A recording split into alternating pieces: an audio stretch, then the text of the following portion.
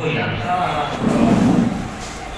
नकुशों को सितम ईजाद करके, बहुत लोगों के हमको याद करके, नबे तृष्णा दिए वापस हुआ हूँ समंदर तुझसे भी फिर याद करके। क्या नबे तृष्णा दिए वापस हुआ हूँ समंदर तुझसे भी फिर याद करके। आइए एक मतलब दो चार शेर और देखें कि अगरचे आँख में पानी बहुत है, अगरचे आँख में पानी बहुत है, मेरे दिल की भी मनमानी बहुत है। चढ़ा है जाफरानी रंग जब से, यहाँ पे खूब की आसानी बहुत है। चढ़ा है जाफरानी रंग जब से, यहाँ पे खूब की आसानी बहुत है। जरा कह दो बदलते मौसमों से, मोहब्बत का बदन धानी बहुत है। और ये शेर के अमीरे शहर को ताकीद कर दो, अमीरे शहर को ताकीद कर दो, मेरे जज्बों में तुग़यानी बहुत है। अमीरे शहर को ताकीद कर दो, मेरे जज्बों में तुग़यानी बहुत है। और कहता है कि वफा वफा आबाद हो और शाद भी हो, दुआ से निकली आसानी हो। डॉक्टर सभा उल्ले शहजाद प्रमोद जी सब के हमारे तरफ से हार्दिक अभिनंदन बा, स्वागत बा, अभिवादन बा, इस्तकबाल। रामेश्वर जी नाटक लिखले बड़े, बहुत अच्छा नाटक बा। हड़ताल एकरा पहले आज से 20 वर्ष पहले हमनियों का एगो छोट फिल्म बनौले रही था, हड़ताल ही हड़ताल करते नहीं। ये हड़ताल में नियोजित शिक्षक लोग के बात करो, काहे कि उन्हें नियोजित शिक्षक आज भारत के शिक्षा व्यवस्था नियोजित शिक्षक पर ही निर्भर है। ये नियमित शिक्षक बटे मुझे अपन खेल काटता कुछ बड़ी शब्द।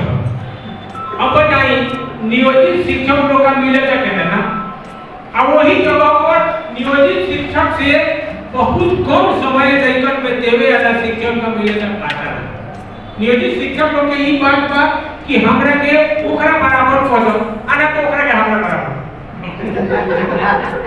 नहीं आप उनके बराबर कीजिए, हाँ तो आप मेरे बराबर एक गलत ये बात का काहे कि नियोजित शिक्षक लोग लगभग के बाद 1995 से बहाली भर पढ़ावत आ रहल बाटे।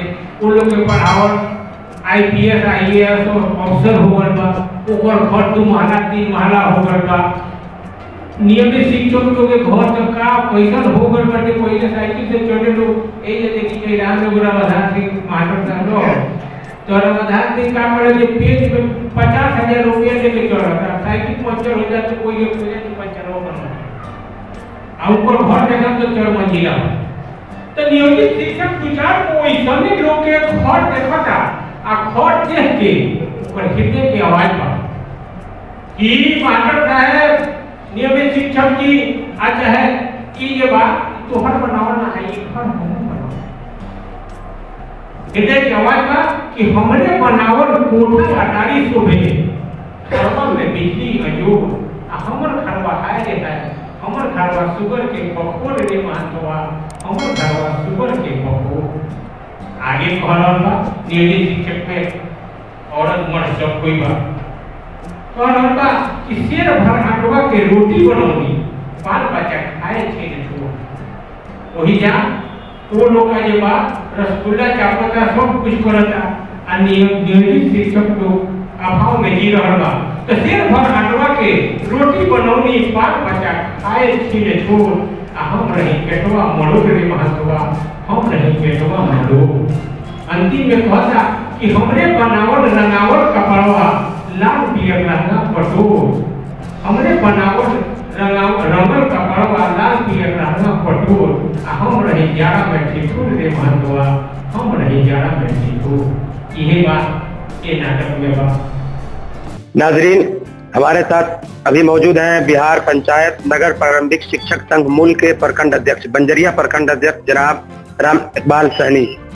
जैसे कि आप सभी को मालूम है कि बिहार में नियोजित शिक्षकों की जो बिहार सरकार से हमेशा से मांग रही हैं और बिहार सरकार की जो दोहरी नीति है उसके खिलाफ हमेशा से बिहार के जो शिक्षक हैं वो रोड पर रहे हैं। इसी के मुतालिक इन्होंने एक किताब लिखी है, किताब का नाम है हड़ताल नुक्कड़ नाटक। उससे मुतालिक सबसे पहले नया नजरिया में NN न्यूज में आपका स्वागत है। धन्यवाद। आप ये बताइए कि जो आपने ये किताब लिखी, उस किताब को मैं भी पढ़ा। ये किताब लिखने का आखिर ये कहाँ से आया आपके दिमाग में ये बात? ये किताब हकीकत है जो मेरे जिंदगी में है। मैंने जिसको झेला है उसको मूर्त रूप देने का प्रयास किया है। हकीकत सबको जाननी चाहिए। सबको ये जानना जरूरी है कि आज जो सरकार है वह निजीकरण की ओर बढ़ रही है।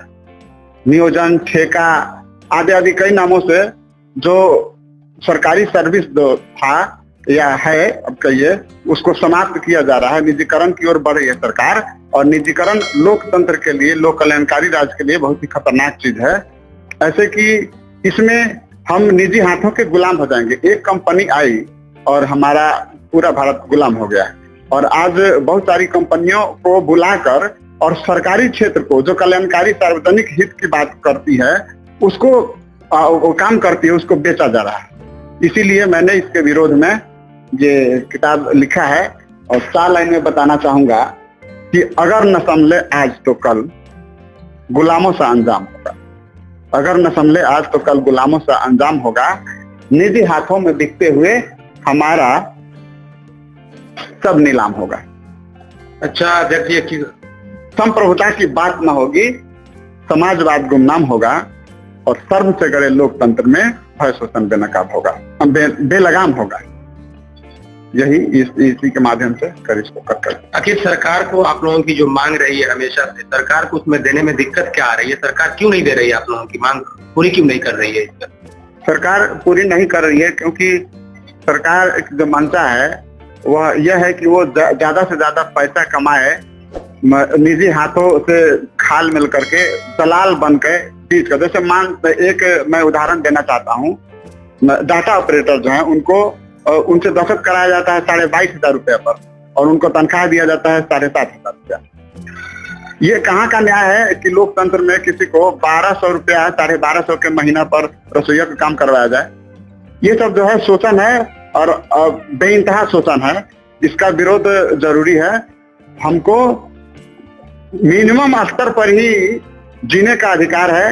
हमारे लिए बहुत सारी जरूरतें हैं, उसको पूरा करने की जिम्मेदारी संविधान के माध्यम से सरकार की है, और इससे वो पल्ला झाड़ रही, इसलिए सरकार का विरोध होना जरूरी है।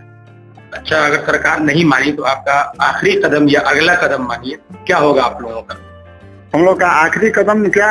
लड़ाई में कोई आखिरी कदम नहीं होता। जब तक अगला कदम यही है कि हम हर स्तर पर सरकार का विरोध करेंगे कि हम अपनी लोकतंत्र की रक्षा के लिए शहीद तक होने को तैयार हैं।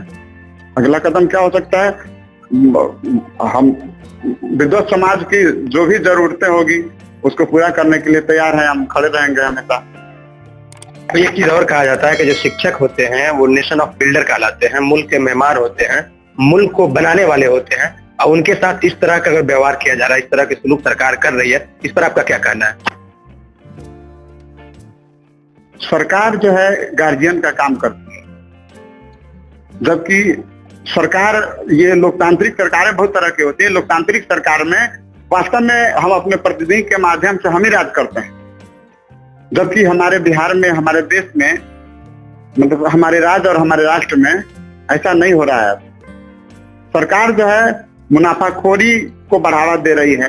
सरकार जो है शोषण के नए नए तरीकों को अपना रही है।